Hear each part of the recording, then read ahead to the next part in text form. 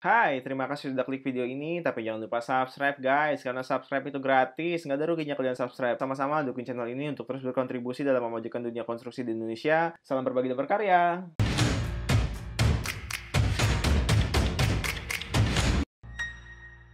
Ya, ini merupakan salah satu contoh mix design yang biasa kita terima dari supplier beton. Ya, biasanya supplier beton akan mensubmit mix desainnya kurang lebih seperti ini. Ya, jadi untuk mendapatkan kualitas beton yang baik, ya bukan hanya dari mix desainnya aja, tapi dari sumber material itu sendiri juga harus dipilih. Hai, selamat datang kembali di channel Calon PM dengan saya Thomas. Gimana kabar teman-teman semua di sana? Semoga baik-baik aja, semoga sehat-sehat selalu. Ya, di video kali ini kita akan ngebahas lebih dalam lagi mengenai pembuatan campuran beton atau yang biasa kita kenal dengan mix design. Nah, jadi sebenarnya dalam proses pencampuran beton itu nggak asal ya, nggak sembarangan ya. Ada syarat-syarat khusus ataupun batasan-batasan yang harus dipenuhi dalam proses pencampurannya. Biasanya peraturan-peraturan yang kita gunakan lebih mengacu ke ACI atau ASTM ya, walaupun dari SRI juga sebenarnya ada, cuma tergantung projectnya, tergantung referensi dari desainer, dari konsultan, kita harus mengacu kemana. Nah, biasanya itu di dalam desain spesifikasi biasanya ditentukan. Ya, ini sebagai bahan diskusi kita aja, sharing-sharing, tapi sebenarnya begini, kalau teman-teman bekerja di sebuah kontraktor, main kontraktor ataupun di sebuah konsultan, sebenarnya kita lebih banyak untuk mereview mix design ya, mix design yang disubmit atau diajukan oleh supplier. Ya, kita hanya mereview aja bahwa item-item ini ataupun volume-volume ini yang diajukan sudah sesuai dengan standar-standar yang diizinkan, sehingga sebenarnya kita sudah tidak perlu lagi tanda kutip repot-repot untuk belajar ya, untuk belajar bagaimana mendesain dalam pencampuran beton ini. Kenapa? Ya karena kalau kayak saya ini ya, contoh saya sebagai kontraktor, saya hanya memberikan informasi ke supplier beton seperti kita mau pakai FC sekian, misalkan FC 30, kemudian selamnya selam 16 plus minus 2 ya, kemudian agregat minimal atau maksimal diameternya 25 mili, nggak boleh lebih atau nggak boleh kurang atau seperti apa. Nah, itu desain-desain kebutuhan kita di lapangan ya, kita akan informasikan ke supplier. Kemudian termasuk nanti ada water cement rasionya berapa, minimum kandungan semennya berapa. Nah, ini kita berikan ke supplier beton. Nah, nanti dari mereka akan menganalisa, oh berdasarkan kebutuhan project ya, mereka FC sekian, selam sekian, supplier betonnya akan menghitung, oh ternyata akan dibutuhkan agregat kasar sekian kilo, kemudian agregat halus sekian kilo dan sebagainya. Kemudian jadilah mix design. Nah, mix design ini yang akan mereka submit ke kita, ke kontraktor ya. Jadi dari kontraktor nanti kita akan lihat, kita akan review, oh ternyata mereka airnya sudah betul kandungannya, kemudian apa segala macam sudah oke, sudah sesuai dengan syarat-syarat yang diizinkan. Nah, baru kita submit ke konsultan. Nanti dari konsultan juga akan ngecek, oh ternyata seperti ini, ya sudah kita lanjutkan ke proses berikutnya. Proses berikutnya itu apa? Proses berikutnya adalah trial mix. Nah, trial mix ini untuk memastikan bahwa desain mix yang nantinya kita kerjakan hasilnya sudah sesuai dengan apa yang menjadi kebutuhan di lapangan atau menjadi kebutuhan di project. Ya, jadi ada baiknya teman-teman menonton video ini sampai habis supaya teman-teman bisa mengerti, bisa paham proses-proses apa aja atau hal-hal apa saja yang perlu diperhatikan dalam proses pencampuran beton. Ya, jadi berikut hal-hal yang perlu diperhatikan dalam membuat campuran beton. Ya, seperti yang kemarin sudah saya sampaikan bahwa bahan-bahan dari pembuatan beton ini terdiri dari coarse agregat ya, agregat kasar atau kita biasa lebih kenal dengan split atau batu pecah. Kemudian ada fine agregat atau biasa dikenal dengan pasir.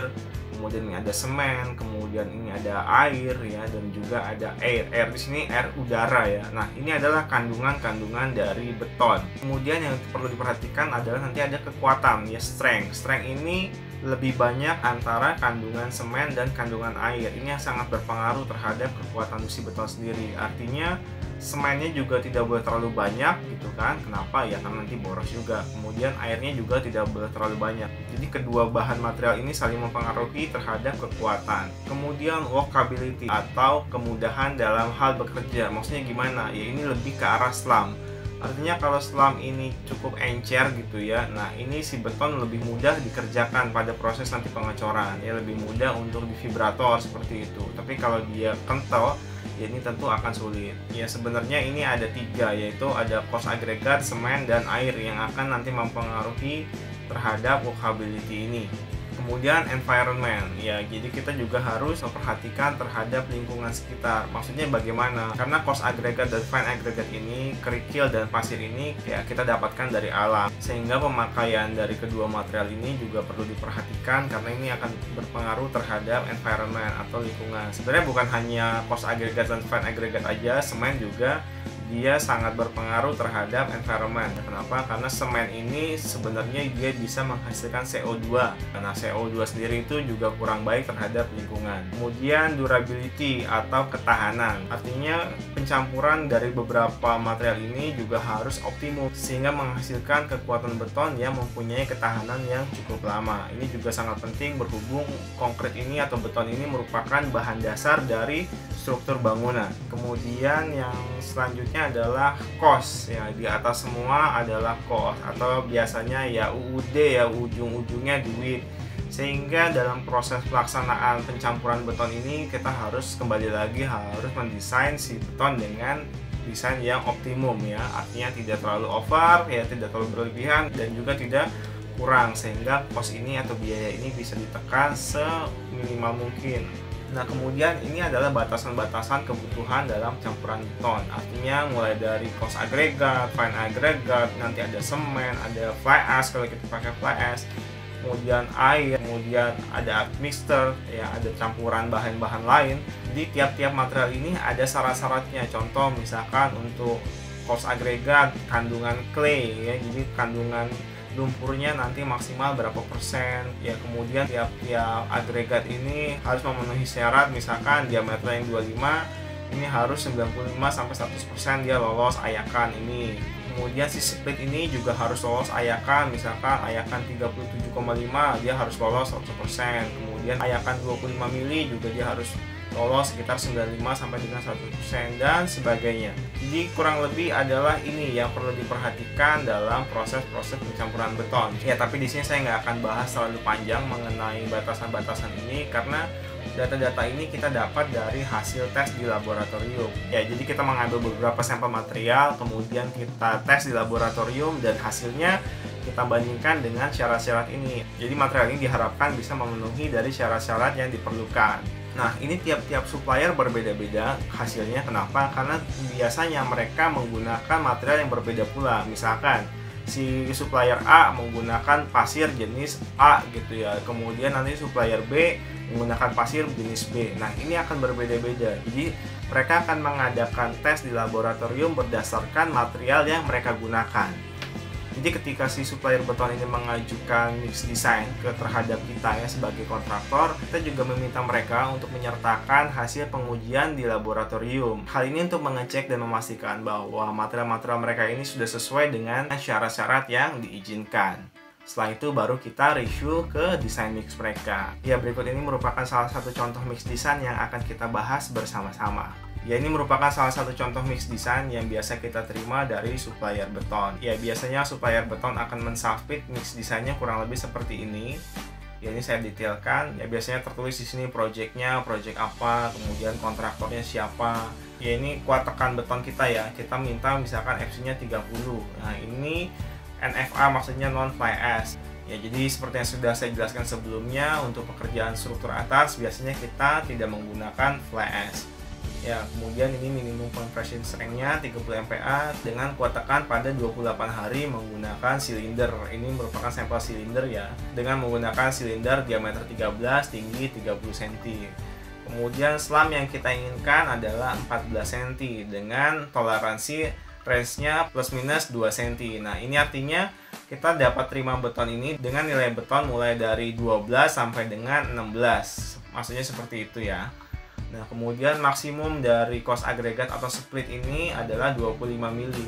Kenapa 25 mili? Ya, karena kadang untuk area-area seperti kolom, kemudian shear wall, dan juga beberapa balok begitu ya, jarak antar besi ini cukup rapat, sehingga kalau kita menggunakan material yang lebih besar lagi, nah ini nyangkut ya, nggak bisa masuk. Sehingga kita mensyaratkan bahwa maksimum dari agregat kasar ini dengan diameter kurang lebih 25 mili. Kemudian material-materialnya ini ada fine aggregate ya, fine aggregate ya seperti teman-teman tahu ini adalah ada pasir, kemudian ini saya nggak di endorse ya, Jadi kita menggunakan natural sand dari Belitung seperti itu. Nah, SSD. Apa ini SSD? SSD adalah saturated surface dry, yaitu keadaan pada agregat di mana tidak terdapat air pada permukaannya, tetapi pada rongganya terisi oleh air, sehingga tidak mengakibatkan penambahan ataupun pengurangan kadar air dalam beton. Nah, ini sangat penting sekali. Ketika material ini masih menyerap air,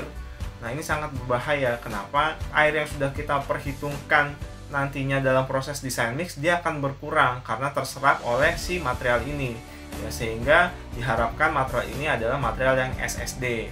Nah, untuk SSD ini ada beberapa hal yang perlu diperhatikan dalam proses penyimpanan material tersebut. Ya, jadi biasanya untuk area di batching plant, tempat penyimpanan si material post agregat atau pasir dan kerikil ini biasanya harus berada di tempat yang teduh atau yang di cover. Ada tempat yang terlindung seperti itu. Misalkan ada hujan, si air hujan ini nggak masuk ke dalam si material tersebut. Kenapa? Nah, ketika air hujan ini masuk, otomatis si material ini mengandung air yang cukup besar ya. Nah, jadi ini juga sangat berpengaruh nantinya ketika kita sudah mendesain air ini katakan 100 liter.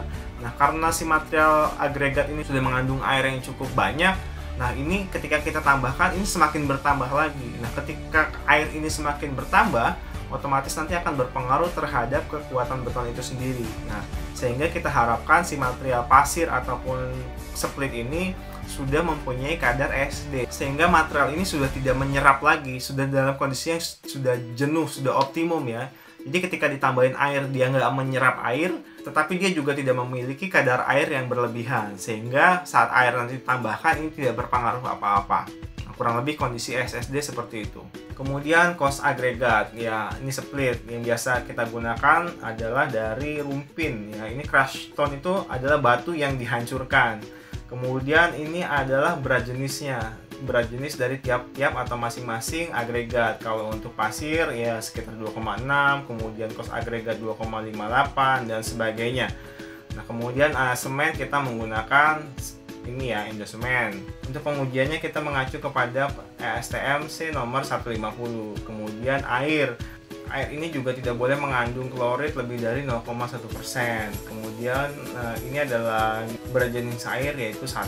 Pada tiap-tiap project ini kebutuhan admixer berbeda-beda. Cuma untuk di project saya kita menggunakan 2 admixer ya, 2 tambahan zat aditif. Nah, yaitu ada tipe D, tipe G, ada plastisemen, ada viscoflow. Nah, ini fungsinya untuk apa? Ya, kita lanjutkan di slide berikutnya. Ya, jadi karakteristik utama atau keuntungan dari produk ini yaitu untuk menambah kekuatan, ya increase strength, menambah kekuatan beton. Kemudian untuk mengurangi air, ya jadi reduce water without loss of workability. Jadi kita mengurangi air tapi tanpa mengurangi workability-nya. Jadi slamnya ini bisa tetap slam tinggi, tapi airnya bisa dikurangi. Nah, karena air dikurangi, otomatis kekuatan beton juga bertambah. Kurang lebih seperti itu. Ini adalah beberapa keuntungan dari penggunaan plastisemen P121R. Kemudian selanjutnya adalah viscoflow. Nah, salah satu karakteristik atau keuntungan dari si viscoflow ini untuk improve shrinkage ya, atau mengurangi shrinkage itu adalah susutnya si beton. Jadi dengan mengurangi susut beton ini kita mencegah terjadinya crack atau keretakan pada si beton.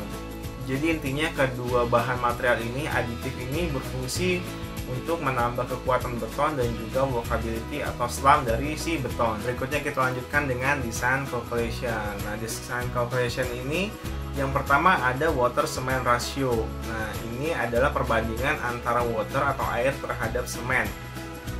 Ya.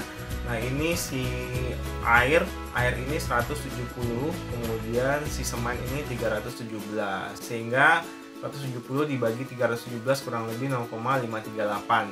Ya, sebenarnya angka air ini nggak hanya 170, tapi juga harus ditambahkan dengan admixer ini, angka ini sebenarnya. Kenapa?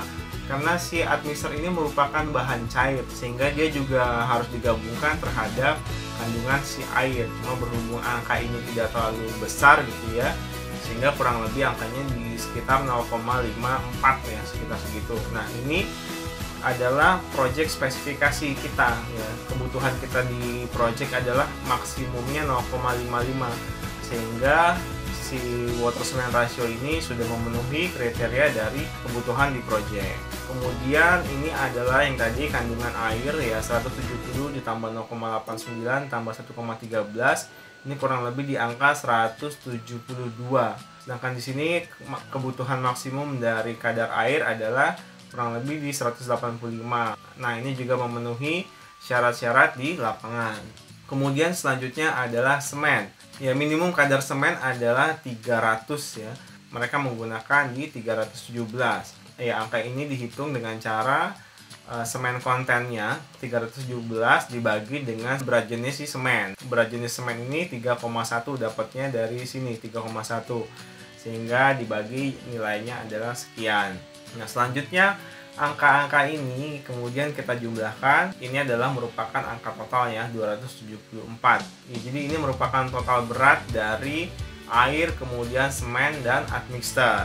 Selanjutnya kita hitung berapa berat dari si agregat kasar dan agregat halus. Ya, jadi untuk rasio pasir ini kita biasanya menggunakan 45% plus minus 3% ya. Jadi antara 42 sampai dengan 48%.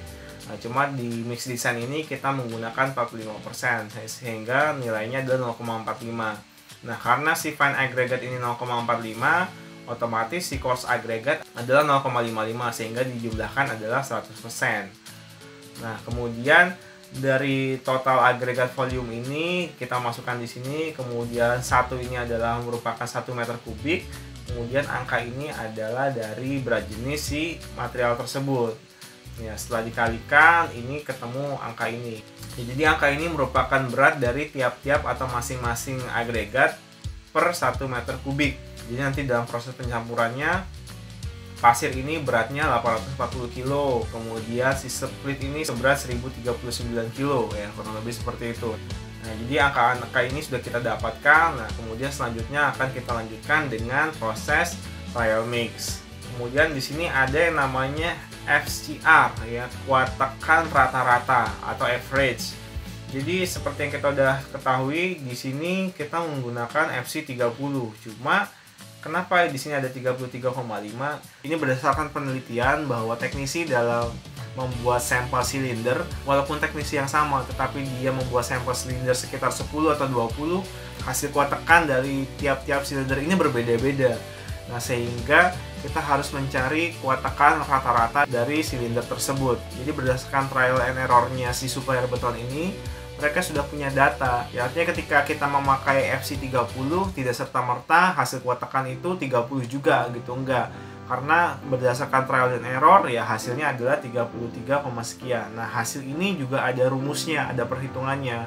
Apabila nanti hasil tes beton di laboratorium ini di bawah angka ini, nah ini bisa dibilang kita reject ya. Ya bisa dibilang ini hasilnya adalah gagal ya, tidak sesuai dengan desain. Jadi hasil crushing test, hasil uji beton di laboratorium minimum harus mencapai angka di 33,5 ini ya, tidak 30. Kalau dites nanti hasilnya kurang dari angka ini, berarti itu bisa dibilang hasil tesnya gagal. Kemudian untuk kuat tekan rata-rata ini kita mengacu ke SCI 318 ya, chapter 5. Ya, ini merupakan rumusannya. Kita menggunakan FC kurang dari atau sama dengan kurang lebih ini berapa? 50 MPa. Nah, kita menggunakan rumusan ini. Ada dua rumus, cuma kita menggunakan hasil yang terbesar perhitungan dari kedua rumus ini. Biasanya kita pakai yang ini ya. FC-nya kita menggunakan FC30, kemudian ditambah 1,34 kali SS. SS ini merupakan sample standard deviation. Nah, SS ini kita ambil dari mana? Nah, kita ambil dari perhitungan ini ya. Jadi teman-teman bisa melihat di code atau di peraturan SCI 318 chapter 5 ini terdapat rumus untuk menghitung SS ya. SS nanti dari rumusan ini kita dapat SS-nya berapa, kemudian kita masukkan ke rumusan ini. Nah, jadilah berapa nilai rata-rata yang dibutuhkan dalam proses mix design. Jadi pada kasus ini si supplier beton sudah menghitung. Jadi dari beberapa sampel yang mereka sudah tes, kemudian mereka hitung rata-ratanya adalah 33,5. Nah, inilah yang harus tercapai pada saat trial mix nantinya. Ya, jadi dibilang rumit ya tidak terlalu rumit, tapi dibilang nggak rumit ya nggak juga. Karena sebenarnya ini merupakan suatu proses yang cukup panjang di laboratorium ya. Ya jadi untuk mendapatkan kualitas beton yang baik ya bukan hanya dari mix desainnya aja, tapi dari sumber material itu sendiri juga harus dipilih. Jadi dari sumber material pun juga harus dipilih gitu ya, harus berkualitas, yang nggak asal-asalan materialnya, ya harus melalui tes yang cukup banyak, kemudian juga harus memenuhi syarat-syarat yang dibutuhkan, kemudian bisa kita lanjutkan dengan proses mix design. Ya tapi kembali lagi, minimal teman-teman sudah ada gambaran besar bagaimana proses-prosesnya, kemudian cara-cara pengecekannya seperti apa, dasar-dasarnya ya minimal teman-teman udah tahu. Kenapa? Balik lagi ketika teman-teman menjadi seorang struktur engineer di lapangan, entah itu bekerja sebagai kontraktor ataupun sebagai konsultan, jadi teman-teman nantinya nggak kaget dalam mengecek mix design. Ya teman-teman sudah ada gambaran, oh ini syarat-syaratnya harus sesuai dengan ini, kemudian nanti tahapan-tahapannya seperti apa aja. Biarkan mereka si supplier beton ini yang memang bekerja secara profesional, yang berdasarkan data-data yang sudah ada, yang mereka mengecek di laboratorium. Dari supplier beton ini biasanya mereka punya orang-orang yang ahli ya, orang-orang yang ahli di bidang perbetonan ini ya, kurang lebih seperti itu. Mereka biasanya suka mengadakan penelitian, pengecekan material-material baru dan sebagainya. Cuma ini biasanya cukup rumit sekali sebenarnya. Buat teman-teman mahasiswa biasanya di semester-semester akhir itu ada yang namanya uji praktek ya, uji praktek beton. Nah, di situ nanti teman-teman akan tahu. Kalau di sini kan tadi saya bahas ya, kita sudah ada formulanya ya. Karena mereka balik lagi si supplier beton ini sudah melakukan trial and error. Gitu, mereka sudah punya data-data yang cukup lengkap. Ya, tapi kalau data-data ini belum ada ya harus coba-coba. Pasirnya berapa, agregatnya berapa, kemudian airnya berapa, ya ini dicampur-campur sampai mendapati kekuatan beton yang diinginkan. Ya, cuma memang di video ini saya nggak bahas tahapan-tahapannya karena itu merupakan tahapan-tahapan yang cukup panjang. Itu merupakan proses coba-coba ya atau trial and error. Nah, tapi di sini saya sudah sajikan datanya. Ini merupakan hasil tes atau hasil trial and error dari si supplier beton. Misalkan teman-teman mau membuat campuran beton sendiri, nggak mau beli ke supplier beton ya silahkan aja pakai ini sebagai referensinya. Misalkan mau bangun rumah, saya rasa untuk membangun rumah kita menggunakan FC30 ini udah lebih dari cukup ya. Ya itu aja video dari saya, semoga bermanfaat buat teman-teman semua, bisa menambah wawasan baru mengenai proses-proses pencampuran beton. Ya dukung terus channel ini dengan cara subscribe, kemudian like video ini kalau kalian suka, dan share video ini ke teman-teman kalian, ke rekan-rekan kerja kalian. Semoga channel ini bermanfaat dan bisa memberikan kontribusi yang positif dalam kemajuan konstruksi di Indonesia. Salam berbagi dan berkarya. God bless.